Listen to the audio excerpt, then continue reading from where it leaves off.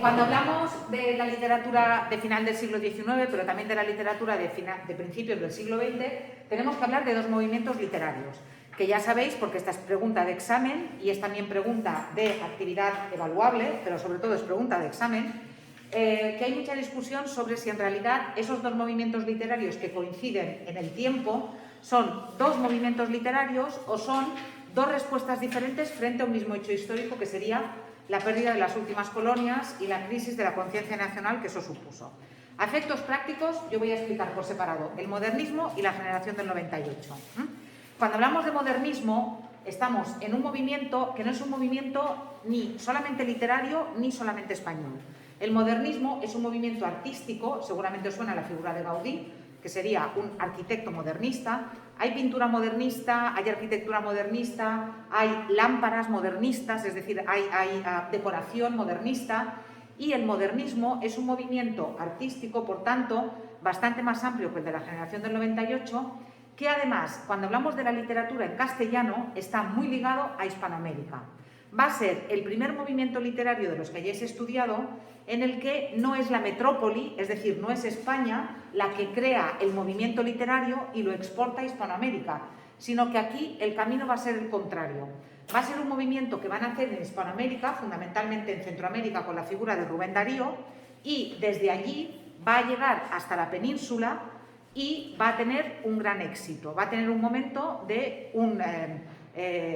muchísima repercusión, entre otras cosas porque Rubén Darío, que es este autor nicaragüense, viene a vivir a España y era un hombre muy militante, era un hombre que creía mucho en ese tipo de literatura contraria a los valores del realismo y se encargaba de hacer mucha propaganda del movimiento, en este caso más que publicidad, propaganda del movimiento, y consiguió que el movimiento tuviera muchísima repercusión.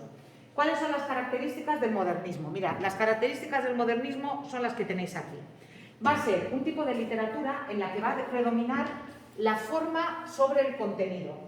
Si los autores modernistas tienen que elegir entre decir algo bien o decirlo bonito, van a elegir siempre, siempre, siempre decirlo bonito. Por eso va a ser un tipo de literatura que va a ser un tipo de literatura más bien hueca, un tipo de literatura más bien vacía, en el sentido de que lo importante va a ser la forma, lo importante va a ser cómo se dicen las cosas más que aquello que se dice. Cuando hablamos también de eso, nos vamos a encontrar que va a ser una literatura escapista o una literatura de evasión. Como a los autores modernistas no les gusta la sociedad en la que viven, porque piensan que es demasiado utilitaria, que es un tipo de sociedad que solo piensa en el dinero, que es un tipo de sociedad que hoy en día diríamos capitalista, ellos rechazan ese tipo de sociedad que les ha tocado vivir y se refugian en países exóticos o en lugares lejanos. Tienen, de hecho, una actitud muy parecida a la de los románticos. De alguna manera, siguiendo aquella teoría pendular de los géneros literarios, de ahora se lleva esto, luego se lleva lo contrario, pensar, el neoclasicismo sería lo contrario del romanticismo. El realismo sería lo contrario del romanticismo. Pero luego volveríamos a lo contrario, que sería el modernismo, que estaría ligado también, en algunos casos, al romanticismo, en esa actitud de no me gusta el tiempo en el que me ha tocado vivir y me voy a evadir a otros lugares o a otras civilizaciones o a otros tiempos. En el vídeo que tenéis que mirar para hacer la comparación entre el modernismo y la generación del 98, vais a ver que se citan unas palabras de Rubén Darío en las que él dice que detesta el tiempo en el que le ha tocado vivir. Es decir, él odia ese tiempo y por eso se va a evadir, como os he dicho, a mundos lejanos y a tiempos también lejanos. Los modernistas renuevan el lenguaje. Dentro de las obras modernistas nos vamos a encontrar con palabras que son extranjerismos.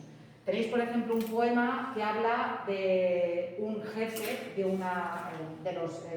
el poema se llama Caupolicán y habla de un jefe de una tribu en Chile, en Arauco. Antes de la llegada de Colón a la zona de Chile se le llamaba el Arauco. Bueno, ese jefe es proclamado jefe de la tribu y veréis que en el poema le llaman el Toqui. El Toqui, para decir ya tenemos jefe, él es el Toqui. Entonces, cuando los autores modernistas no encuentran la palabra, la buscan en otra lengua. Cuando los modernistas no encuentran la palabra, se la inventan, se inventan la palabra, los neologismos. Por ejemplo, Rubén Darío, en el poema que tenéis de Sonatina, la princesa está triste, que tendrá la princesa, los suspiros escapan de su boca de fresa, en un momento dice, mirad, este verso, es que lo tenéis aquí, entonces voy y lo vais a ver más claro. Mirad este verso que tenéis aquí, a ver si lo encuentro, aquí, está más adelante, en Sonatina, dice: «Oh, ¿quién fuera Ipsipila que dejó la crisálida?» O ¿quién fuera Ipsipila que dejó la crisálida? La palabra Ipsipila se la inventa Rubén Darío, porque claro, es mucho más bonito decir eso que decir «o quién fuera gusano que dejó el capullo», que es lo que está diciendo aquí. La crisálida es el capullo y Ipsipila es el gusano en el momento que sale para convertirse en mariposa. Claro, él no encuentra la palabra, no hay en castellano una palabra para ese momento en el que el gusano se convierte en mariposa. Entonces, él se la inventa y se inventa la palabra Ipsipila. Vamos a encontrar también, en el caso de los modernistas, vamos a encontrar muchas veces también arcaísmos. ¿Qué es un arcaísmo? Un arcaísmo es una palabra que ya no se utiliza en una lengua, porque es una palabra antigua, pero que los autores recuperan. Por ejemplo, Rubén Darío, si puede decir argentino, no va a decir plateado. Argentum es la palabra latina para decir plata, y de hecho Argentina, sabéis que se llama así por el río de la Plata, porque era de color plata. Entonces, él, si puede decir argentino, no va a decir plateado. Si puede decir áureo, no va a decir dorado.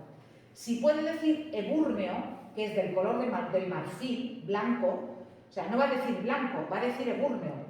Por tanto, si él puede, va a recurrir al arcaísmo, a la palabra antigua que ya no se utiliza. ¿Por qué? Pues otra vez, para conseguir que la forma del poema sorprenda, sea hermosa. ¿Por qué? Por lo que os he dicho, porque para los autores modernistas lo importante es decir las cosas bonitas más que decir las cosas. Sacrifican el decir las cosas con pocas palabras, prefieren utilizar muchas palabras, y por eso también utilizan versos muy largos. El verso que más les gusta es el verso alejandrino, que es el verso de 14 sílabas.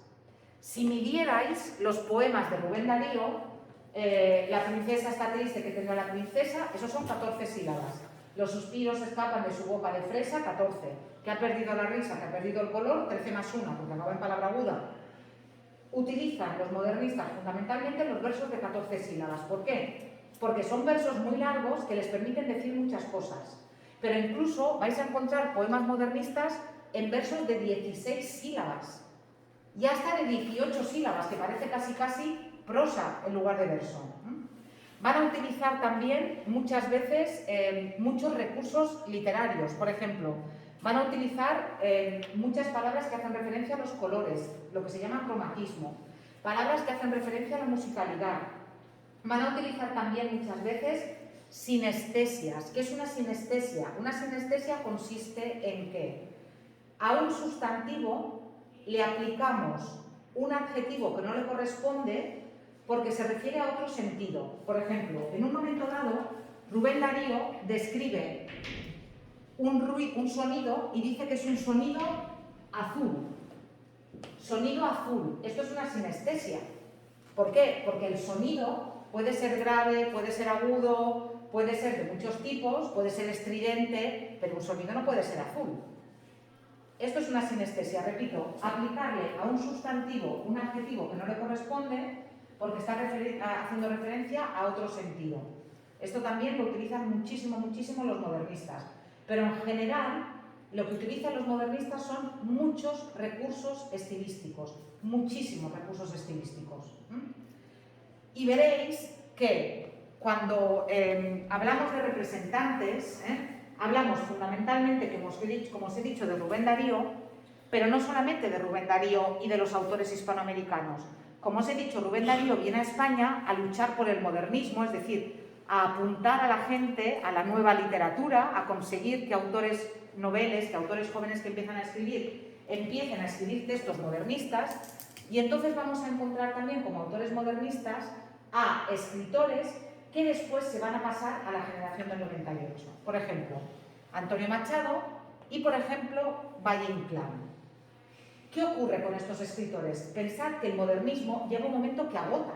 O sea, tanta princesa, tanto palacio, tanto pavo real, tanto cisne, tanto lago y tanta belleza con la que estaba cayendo en aquel momento en Europa, pero en concreto en España, hombre, llega un momento que los autores dicen, hombre, esto está bien durante una temporada, pero es una especie de callejón sin salida.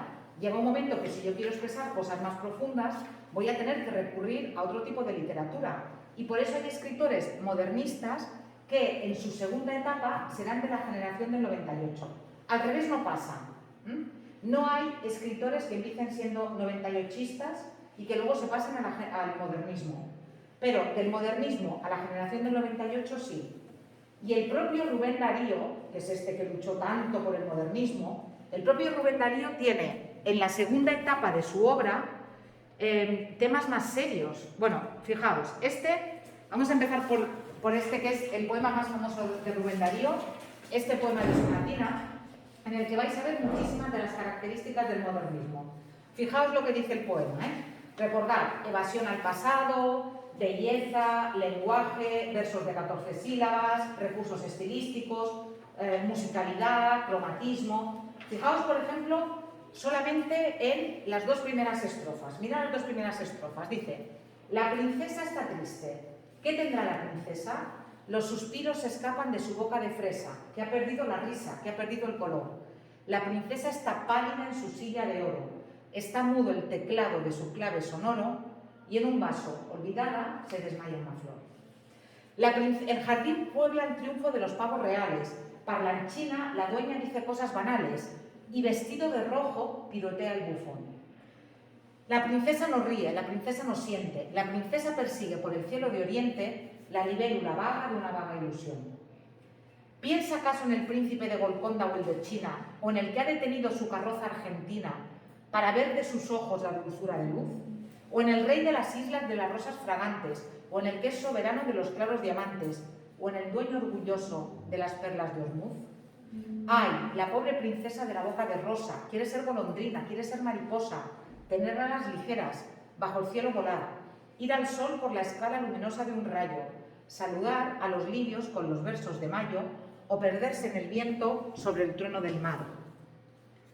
Ya no quiere el palacio, ni la rueca de plata, ni el halcón encantado, ni el bufón escarlata, ni los cisnes unánimes en el lago de azur. Y están tristes las flores por la flor de la corte, los jazmines de oriente, los nelumbos del norte, de occidente las dalias y las rosas del sur. No termino el poema para que lo terminéis vosotros, pero estáis viendo cuál es el ambiente. Es un ambiente, es una princesa que, por cierto, está triste. ¿Y está triste por qué? Pues porque le falta algo. ¿Un adolescente a la que le falta algo o es simplemente una princesa que está en una jaula de oro? No lo sabemos, al final tiene como angustia vital, no sabemos muy bien lo que le pasa a la princesa. Pero fijaos en la cantidad de recursos estilísticos, en la cantidad de colores, la aliteración de los suspiros escapan de su boca de fresa, todas esas eses, la sinestesia de la dulzura de luz de sus ojos. La dulzura no puede ser de luz, la luz hace referencia a un sentido, la dulzura a otro. Los sonidos, está mudo el teclado de su clave sonoro, un clave o clavecín era el antiguo piano, ¿sí? Veis también el exotismo, los nelumbos del norte, los jazmines de oriente, el príncipe de Golconda o el de China. Más adelante, si continuaréis leyendo, vais a ver que hay un dragón, vais a ver que hay un caballo con alas, vais a ver que hay una hada madrina. O sea, es un elemento, es un mundo de fantasía, es un mundo medieval, pero que no existe, que yo comparo un poco con la cosa esta de Juego de Tronos. Lo que pasa es que en Juego de Tronos hay muertos y esto, que aquí pues ya veis que no. Pero veis que es un tipo de poesía en la que lo importante es la forma. Esto que dice Rubén Darío, Becker lo diría en 4 versos. Y le sobrarían probablemente 2. Probablemente Becker lo diría en 4 versos, 3 versos de 11 sílabas y uno de 7. Y nos contaría la misma historia. Pero los modernistas operan por añadidura. Vamos a añadir muchos recursos. Y cuantas más cosas digamos y cuanto más, mejor.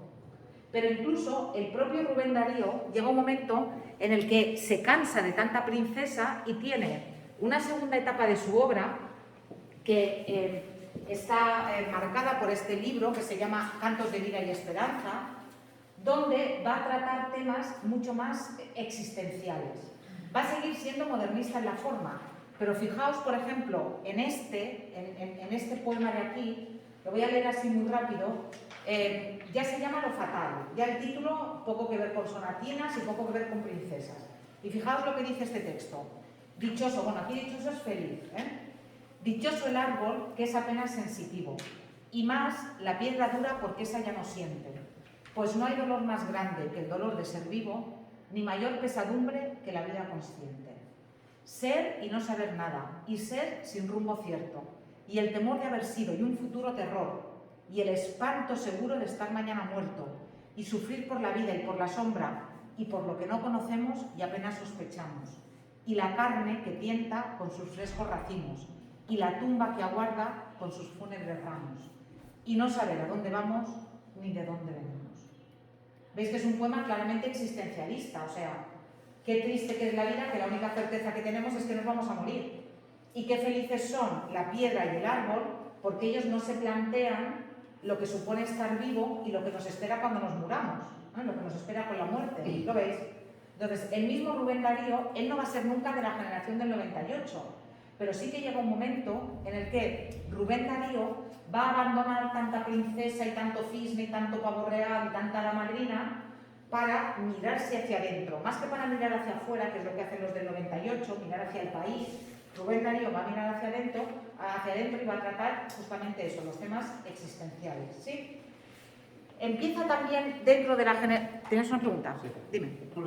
Aquí la sonatina, fijaos, la primera, segunda, tercera, sexta y cuarta y quinta, todas riman en cada parte. ¿Esto es por algo o...? ¿Cómo? La segunda, tercera... Primero la primera con la segunda, sí, la tercera con la quinta, sí, con la sexta... este es un tipo de estrofa, esto es un sexteto. Las estrofas de arte mayor de seis versos son un sexteto. Pero este sexteto en concreto, con esta forma, se la inventa Rubén Darío. Si os fijáis, él hace A, A, B, C, C, B. Y siempre repite el mismo esquema. Y también, si os fijáis, es que Rubén Darío es mágico cómo coloca los acentos. Él consigue, fijaos, la princesa está triste que tendrá la princesa. Él hace átona tónica, átona tónica, átona tónica, consigue un ritmo muy particular. Y si os fijáis, incluso si miráis bien, en todas las estrofas, el tercer verso y el sexto son palabras agudas. Las otras son llanas. ¿Qué tendrá la princesa? Los suspiros escapan de su boca de fresa. Que ha perdido la risa, que ha perdido el color.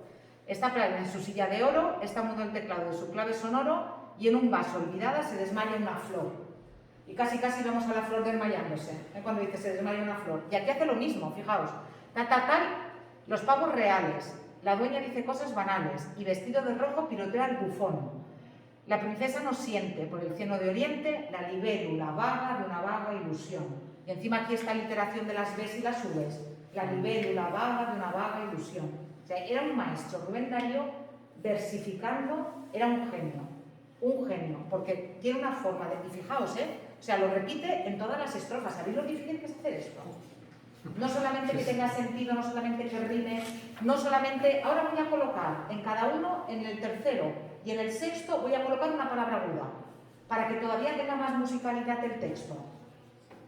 Y si midierais, veríais que todos son 14, 14, como acaba en palabra aguda, 13 más 1, 14, 14, 13 más 1.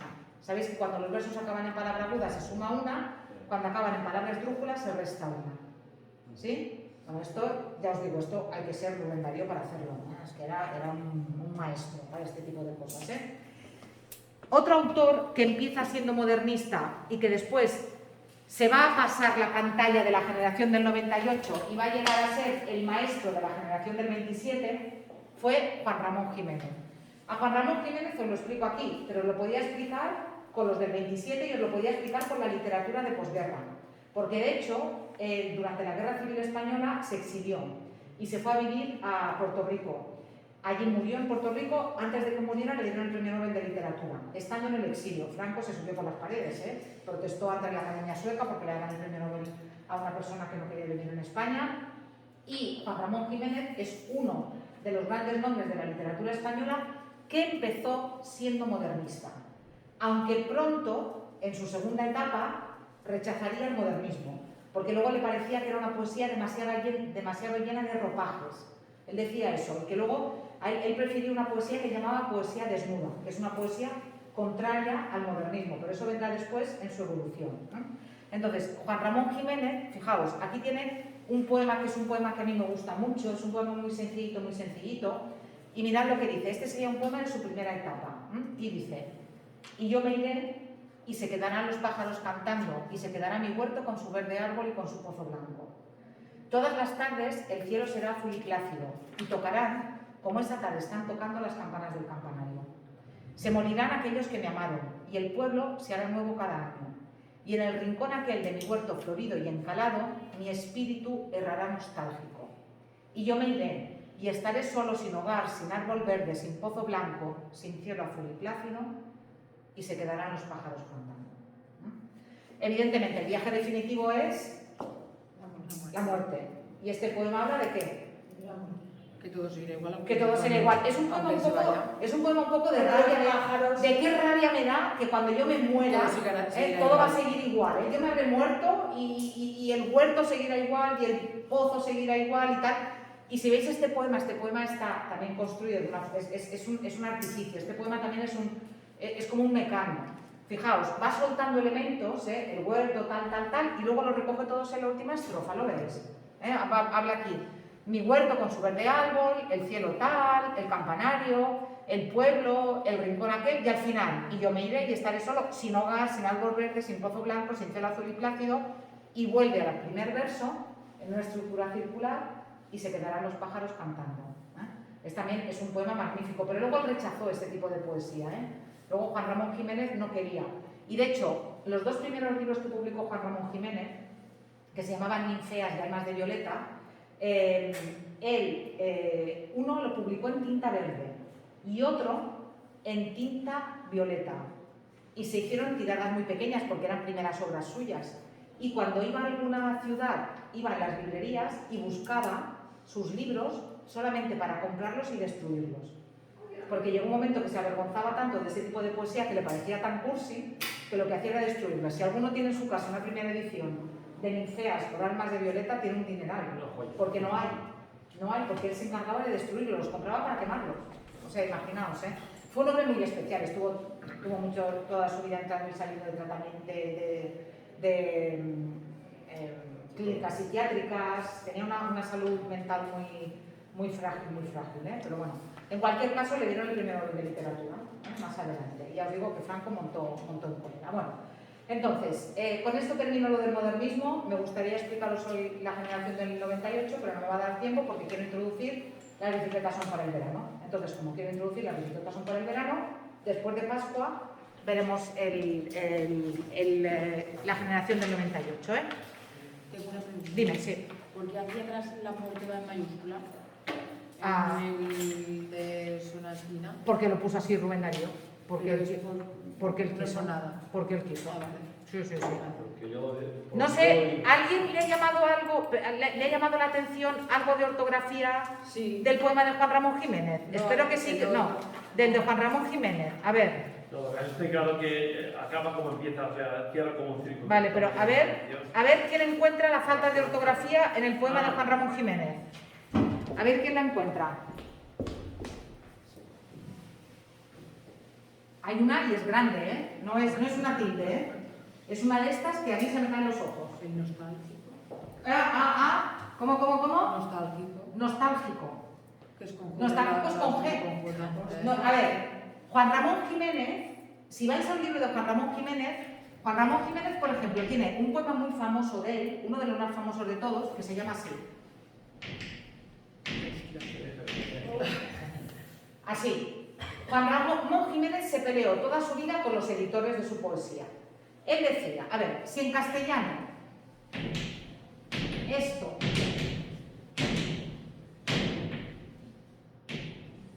suena igual, si en castellano suena igual, jefe que geranio, jirafa que gitano, ¿qué sentido tiene que escribamos aquí J y aquí G?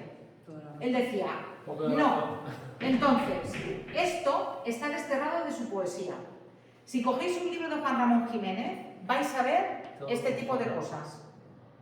Y si en algún libro de Juan Ramón Jiménez veis una G cuando suena J, es porque no han respetado su voluntad.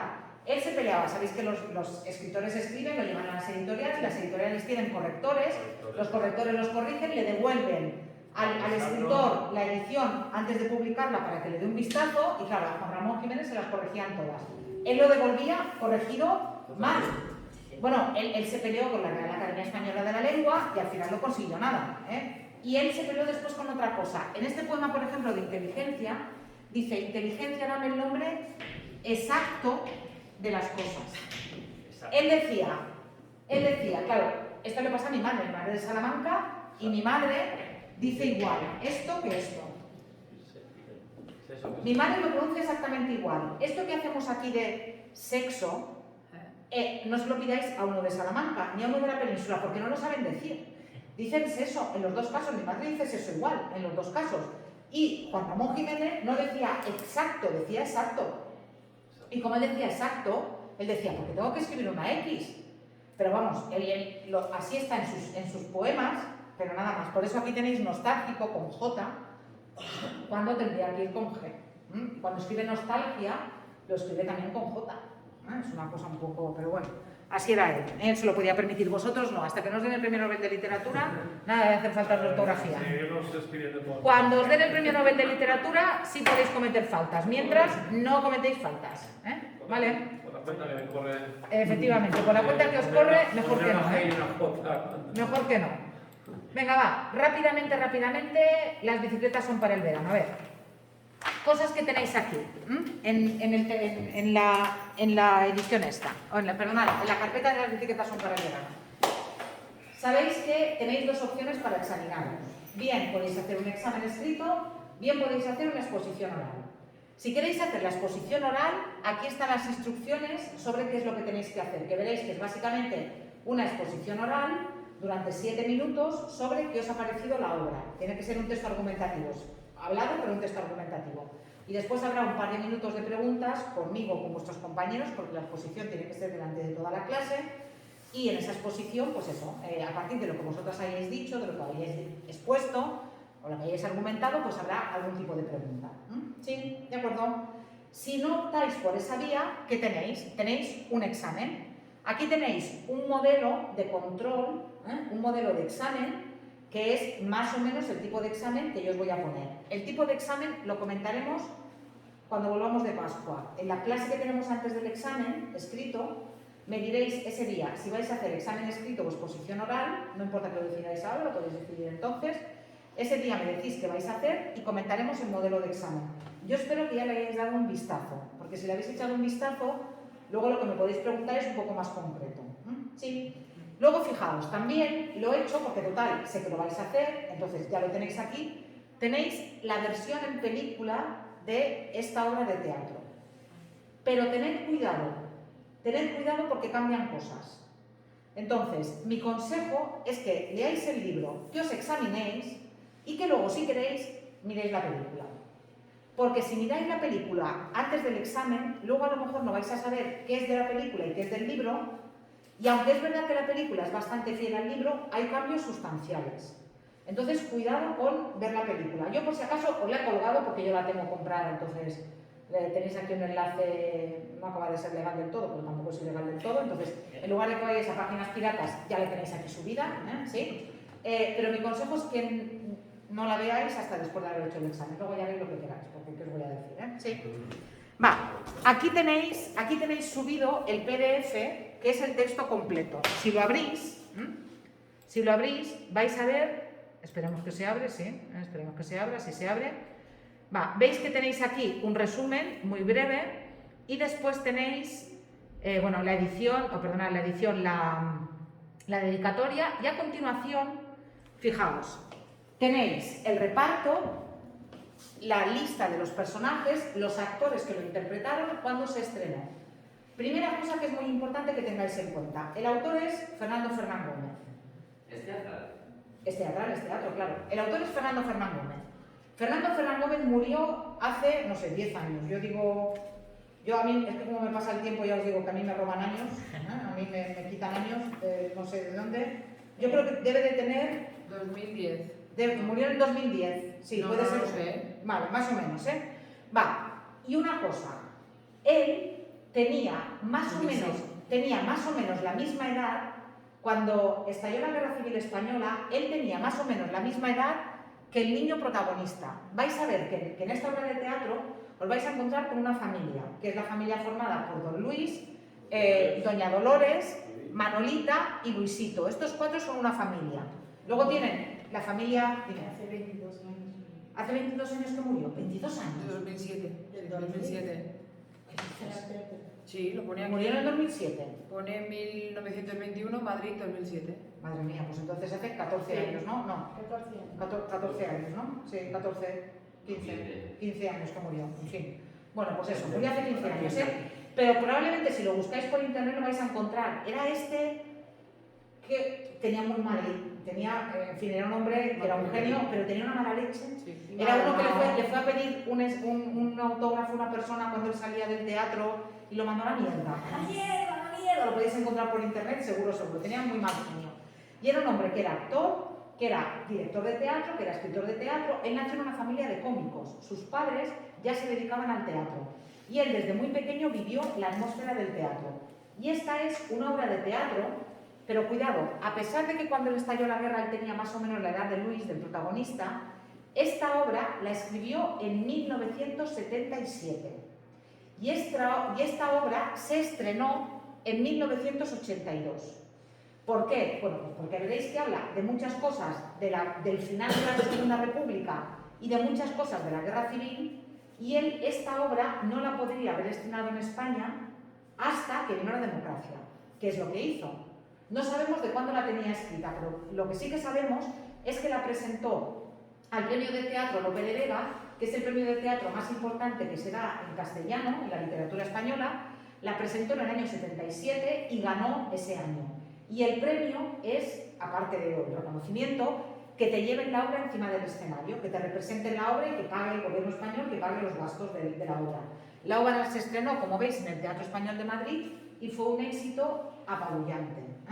Pero repito, no es una obra autobiográfica, porque vais a ver, por ejemplo, que Luis, que el niño protagonista, es el hijo de Don Luis, que trabaja en unas bodegas. Y la familia del propio, como os he dicho, de Fernando Fernán Gómez, se dedicaba al teatro. Él es segunda o tercera generación de cómicos en este caso.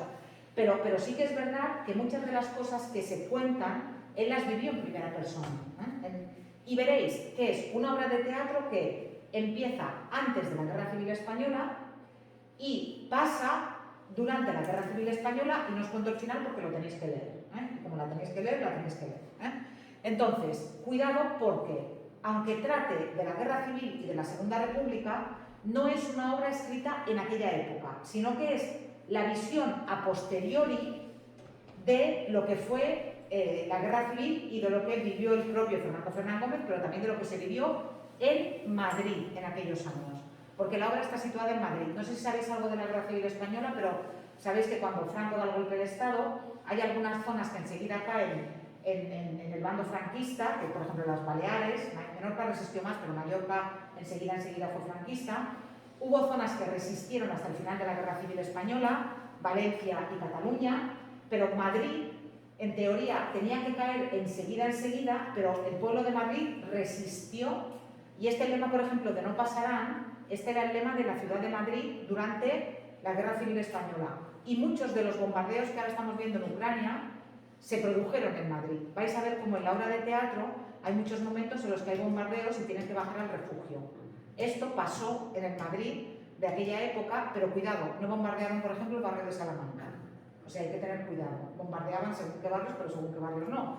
Porque, en fin, eran franquistas, pero sabían dónde estaban sus intereses, también sus intereses económicos. Y vais a ver que la obra está centrada en dos familias. Está centrada en esta familia, la de Don Luis, Doña Dolores, Luis y Manolita, y también en la de sus vecinos, que es una señora viuda, que es Doña Antonia, y sus dos hijos. Y junto a ellos vais a ver que hay otros personajes, por ejemplo, la familia de Don Luis, cuando empieza la obra de teatro, es una familia de clase media, que por ejemplo tiene una criada en casa. Luego esta criada ya no la puede mantener, entonces vais a ver cómo se van viendo las penurias que va viviendo la familia durante la guerra civil. Y vais a ver cómo cambian los personajes desde el principio hasta el final, fundamentalmente los de la familia de Don Luis. Lo vais a ver que es muy acusado. Entonces, tengáis la edición que tengáis, si vais a leerla directamente del PDF, aquí no hay introducción. Pero cualquiera de estas tres ediciones, si lo queréis tener en papel o lo sacáis de la biblioteca o lo que sea, cualquiera de estas tres ediciones vale. Pero tenéis que empezar a leer justamente por lo que hemos visto aquí, por donde empieza la lista de los personajes.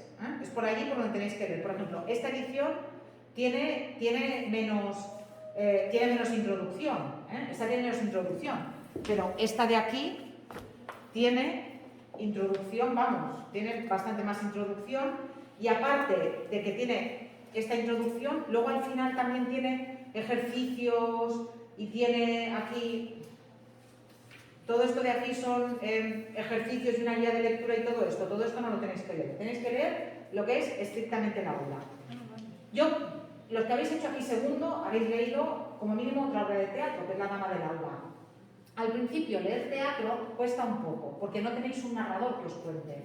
Lo único que tenéis son acotaciones que os dicen dónde están los personajes y luego tenéis el nombre del personaje y lo que hace el personaje, lo que hace entre paréntesis, que son acotaciones de movimiento, y lo que dice. Si vais al principio de la obra, vais a ver que están Luisito con su amigo Pablo jugando en un descampado, lo vais a ver, y entonces lo veis, Pablo y lo que dice Pablo, Luis y lo que dice Luis, Pablo y lo que dice Pablo, Luis y lo que dice Luis, ¿veis? Entonces os tenéis que acostumbrar a que las obras de teatro son así, que en las obras de teatro vais a encontrar con personajes, y nosotros ¿cómo vamos a conocer a los personajes? A través de lo que dicen en la acción, las acciones que hacen, y también a través de lo que otros personajes dicen de esos personajes. Por ejemplo, yo qué sé, de la vecina, la llaman la pesada. En casa de Don Luis, sus hijos llaman a la vecina la pesada. Y al hijo mayor le llaman el memo. Memo, que sabéis que significa tonto. Entonces ya, si te dicen la pesada y el memo, ya cuando tú los ves en escena, ya te los imaginas como son una pesada y un bobo. Luego ya veréis que el memo, en fin, es un personaje que a mí me gusta mucho. Yo le tengo mucho cariño al memo. Ya veréis por qué, cuando leáis la obra. Entonces vais a ver que es una obra que es muy fácil de leer y muy rápida de leer, porque es una obra de teatro que está hecha para ser representada en 2 horas. Yo la he visto 2 o 3 veces y creo que la vez que duraba más, duraba 2 horas y cuarto. Entonces, es una obra que está escrita para eso, para ser representada en 2 horas, 2 horas y media, y que se puede leer en eso, en 2 horas o en 2 horas y media. Veréis también que cuando hay cambio de acto es cuando pasa el tiempo. Vais a ver, por ejemplo, veis, cuando pone cuadro segundo, cambian los escenarios y también va pasando el tiempo. Vais a ver, no os voy a decir cuánto, pero vais a ver que entre el principio de la obra y el final de la obra pasa tiempo. No voy a decir cuánto, pero pasa tiempo entre el principio de la obra y el final. Y, aunque sea una obra de teatro, tiene una cosa muy particular, que tiene un prólogo y un epílogo. Tiene como una introducción, que sería este prólogo, y después tiene un epílogo de qué pasa después, o qué va a pasar después, o no, es que no lo quiero contar, pero ya veréis cómo se relacionan el prólogo y el epílogo. Entonces, leedlo ahora en vacaciones con tranquilidad, y nos vemos en la próxima clase, que ya es después de vacaciones, el lunes cuando volvamos de vacaciones, y ese lunes preguntas, comentarios, repasamos el modelo de examen, y luego el viernes ya hacéis el examen y hablamos de los que queráis hacer exposición oral, también hacemos un calendario. ¿De acuerdo? Sí.